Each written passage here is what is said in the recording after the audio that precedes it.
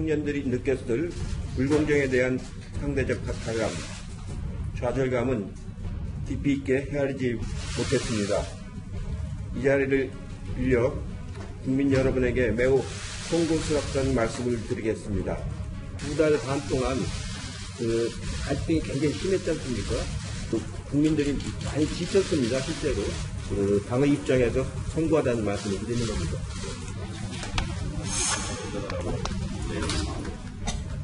리더십이 왜 상처를 하고 있습니까? 대표가 한마디 하면 아무 찍소리도 못하는 여러분들은 그런 정당을 희망하고 있습니까?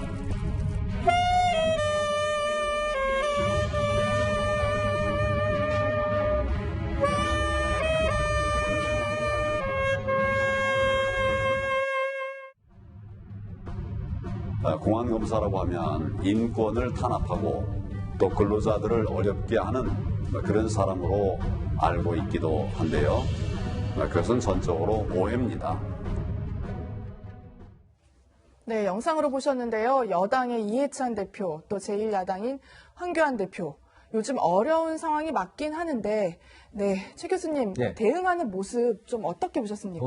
저는 일단 이해찬 대표 같은 경우에는 아무래도 이제 초선 의원들 그리고 이제 비례대표하고 한 분은 뭐 지역구입니다만 이제 여러 가지 이제 불출마를 선언하면서 당내 여러 가지 문제 제기하고 이런 부분들 때문에 좀 당이 여러 가지 어려운 부분에 있는 부분들을 돌파하려는 정면 돌파의 모습이라고 보여지는데요. 네. 1차적으로는 이제 이해찬 대표 같은 경우에는 물러설 생각은 없는 것 같고 지금 네. 상황에서 당을 추스려서 총선 체제로 빨리 전환을 해서 전체적으로 분위기를 쇄신하려는 모습을 보이는 것 같습니다.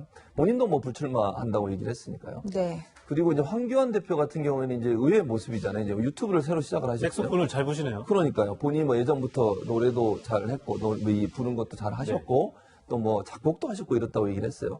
아무래도 이제 황교안 대표 같은 경우는 이런 의미가 있는 것 같아요. 대선을 아마 준비를 하셔야 되는 상황인데 아직까지 대중적 인지도나 아니면 호감도가 그렇게 높지 않은 상황이고 지지율도 지금 이낙연 총리에 비해서 약간 떨어지는 경향이 나오지 않습니까? 아마 그런 부분 때문에 장기적 포석으로 보면 본인의 어떤 그 대중성을 좀 높이기 위한 방법으로 하는 게 아닌가 하는 생각은 듭니다. 근데 저는 이제 좀 아쉬운 부분은 저렇게 이제 대중성을 높이기 위해서 저렇게 하는 건 좋은데 당내에 사실 이제 황교안 대표에 대해서 여러 가지 리더십에 대해서 불만을 제기하는 부분을 어떻게 정면 돌파할 거냐 하는 부분은 아직 보여주지 않아서 그 부분을 조금 더 강하게 보여줄 필요가 있다. 좀 한가해 보인다는 비판도 나오고 그런 있어요. 비판이 있어요. 당내 지금 상황이 어렵고 아시는 것처럼 지지율이 지금 하락 추세를 보이고 있지 않습니까? 그런데 본인의 어떤 대중성이나 아니면 그 지지도를 높이기 위해서 저런 모습을 보이는 것에 대해서 당내에서도 불만의 목소리가 있는 것을 보여주기 때문에 이 두 가지 이제 우리가 앞으로도 얘기 나누겠습니다만 사실은 지난번에 그 가산점 주는 문제, 그다음 표창장 수요 문제 이런 문제 때문에 그리고 영입 인사 문제 이런 문제로 당이 상당히 좀 리더십에 타격을 받는 상태거든요. 이 부분을 어떻게 수습할지 그런 리더십을 보여줄 수 있는 그런 모습도 기대됐는데 저런 모습을 보여줘서 자기 정치만 하는 게 아닌가 하는 그런 비판을 지금 받고 있는 상황입니다.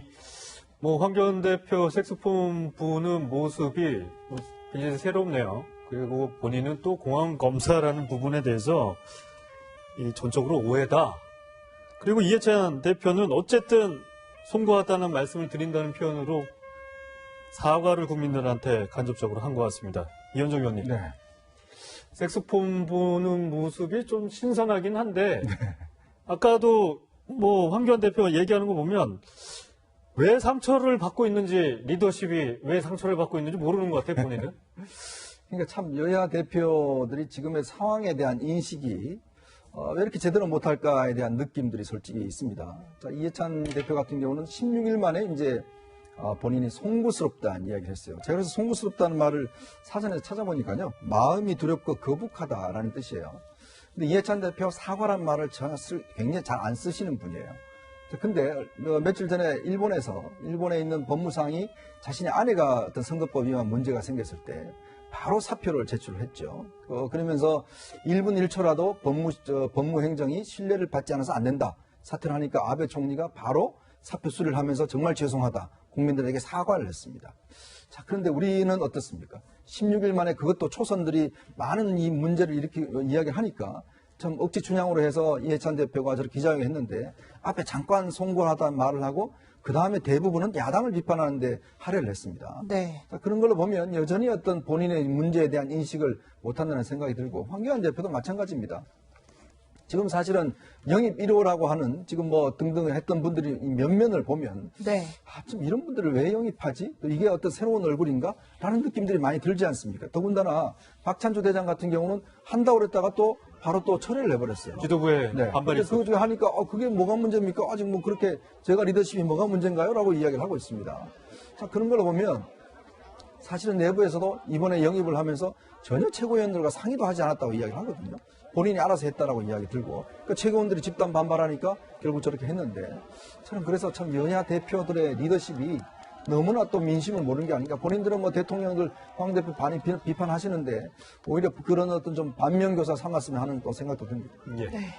또 민주당 안에서도요, 특히 초선 의원들을 중심으로 이해찬 대표의 퇴진을 요구하는 목소리가 좀 커지고 있는 모양새거든요, 최 교수님. 네. 청와대 국민청원까지 올라왔고, 뭐 네. 민주당 당원 게시판까지 글을 올렸다 이런 얘기가 있어요. 그렇습니다. 민주당 권리당원들이 이제 글을 예. 올리는 게시판이 있는데 네. 사실 이제 그 사퇴해야 된다고 주장하는 주장 중에 가장 많이 차지하고 있는 게 조국 전 장관을 수호하지 못했다는 부분이에요. 네. 저는 그런 이유로 이해찬 대표를 사퇴하라고 주장하는 것들이 과연 민주당을 위해서 좋은 건가 하는 부분은 저는 조금 의문이 있습니다. 예. 물론 이제 권리당원들이 본인들의 의사를 표현하는 부분은 저는 충분히 가능하다고 봐요. 그걸 뭐 본인의 의사이기 때문에 그건 뭐라고 얘기할 수 없겠습니다만 그러면 뭐 반대로 얘기해서 민주당이 그러면 조국 전 장관을 계속 수호하고 계속 방어하고 이러는 모습이 과연 전체적으로 당에게 좋은 이미지를 줬을까 하는 부분도 의문이 드는 부분이 있거든요. 그래서 예. 이렇게 이제 민주당에서 권리당원들 일부가 이해찬 대표를 흔드는 것은 제가 볼 때는 그 장기적으로 보면 별 도움은 안 된다고 봐요. 지금 상황에서 총선을 이렇게 앞두고 이해찬 대표가 갑자기 물러나고 비대위로 간다? 그래가지고 과연 총선을 잘 치를 수 있을까 하는 부분도 고민이 되는 부분이 있는 것 같고요. 네. 또 대다수의 민주당 지지자들이나 아니면 이제 진보정에 있는 분들도 지금의 조국 전 장관 사퇴 문제가 어느 정도 이제 이거는 법의 영역으로 갔으니 사법부에서 어떤 결정을 낼지를 두고 봐야 되는 상황이지 이걸 가지고 또다시 여론하고 이슈화하고 이런 것들은 과연 여러 가지로 논란이 불러일으킬 수 있는 부분도 있거든요. 그래서 그런 부분을 때문에 이해찬 대표에게 물러나라고 주장하는 일부의 의견들을 예. 물론 의견이기 때문에 존중을 하지만 그 의견 자체가 반드시 민주당이나 이해찬 대표를 좋은 거냐 하는 부분은 좀 고민할 필요가 있다는 생각이 듭니다. 네. 사실 이해찬 대표도 사퇴할 마음은 없는 것 같습니다. 기자회견은 예정됐던 기자회견을 일주일 앞당기고요.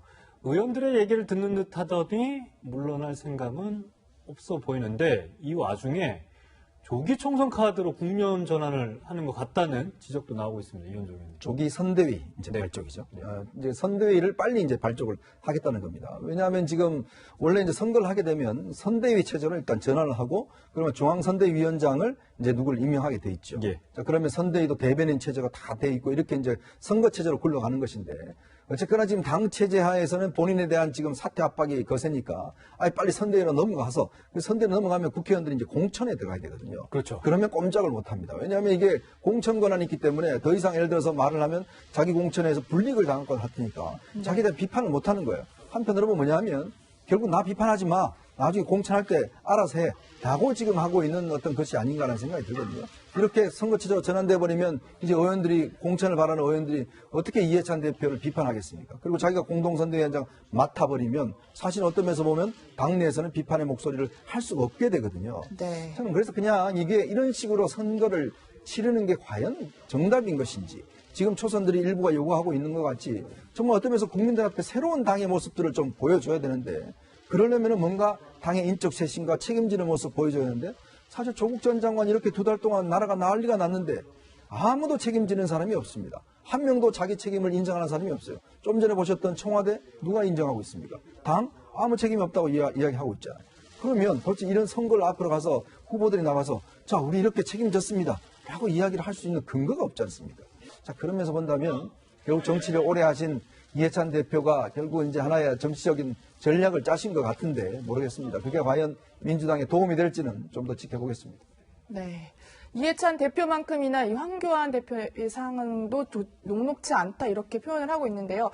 영입을 이제 하기로 했다가 보류한 뭐 박찬주 전 대장 때문에도 시끄러웠는데 오늘 뭐 동아일보 단독 기사를 보니까 신보라 의원 비서의 남편 이야기가 있더라고요. 그러니까요. 네. 그러니까 젊은 청년들 이게 참신성을 보여주기 위해서 예. 사실은 이제 인재 영입을 하는 거 아니에요. 박찬주 대장도 저는 잘못된 선택이라고 보여지고요. 지금 신보라 의원이 아마 이제 추천한 걸로 보입니다. 뭐 확인은 아닙니다. 네. 왜냐하면 백경훈 대표 같은 경우에는 신보라 의원의 비서를 하고 있는 분의 남편인데 네. 이분의 이력을 보면요. 이게 신보라 의원하고 대학교 선후배 관계예요. 선후배 사이다. 전북대 성균관대 대학원 선후배 사이고요.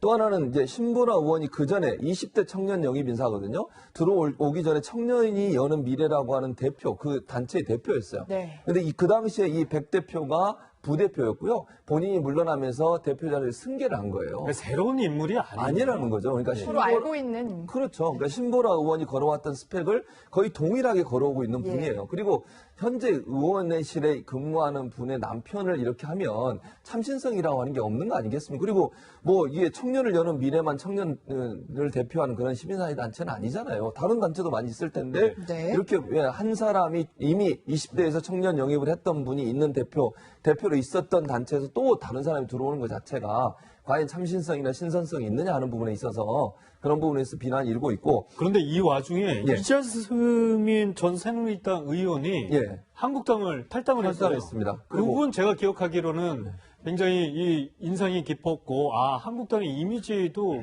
굉장히 달리 보였던 의원 그랬었죠. 아니었나요? 맞아요. 그러니까 왜냐하면 이분이 귀화하신 분이에요. 예. 원래 네. 이제 필리핀에서 오신 분으로 제가 알고 있는데 그분이 귀화를 해서 우리나라에 귀화하신 이후에 한국당이 이주민 대책을 위해서 이분을 대표적으로 비례대표로 영입을 해가지고 네. 결국 이제 당선이 돼서 의원을 했지 않습니까? 다문화 가정이 어떻게 보면 대표적인 아이콘으로도 그렇죠. 그런 아이콘이었죠. 있었죠. 그렇습니다. 그런데 이분이 이제 그 이후에, 그러니까 의원을 그만두고 난 이후에 별로 활동이 없으셨어요. 그러니까 자유한국당이 아마 계속 당적은 두고 계셨는데 활동이 없었고 본인이 생각할 때 아마 그런 부분들이 좀 실망한 부분이 있어서 정의당으로 아마 당적을 옮긴 것 같습니다. 물론 이번 발표를 보면 정의당에서 비례대표나 아니면 총선에 출마할 가능성이 낮다고 얘기하고 있고요. 당 내에서 이주민 활동이나 아니면 소외된 계층을 위한 그런 활동들을 할 것으로 예상이 되고 있는데 아마 이제 한국당에서 할 수 있는 영역이 좀 많이 없다 보니 네. 그런 부분에 대한 실망감이 아마 표출된 게 정의당으로 옮긴 계기가 되지 않나 이렇게 예측이 됩니다. 네, 그런 부분에서 한국당이 인재 영입에 있어서 많은 것들을 좀 고민을 놓치고 해야, 있다고 볼 수 있겠죠. 고민을 해야 될 것 같습니다. 두 분과는 여기까지 얘기를 나누도록 하겠습니다. 감사합니다.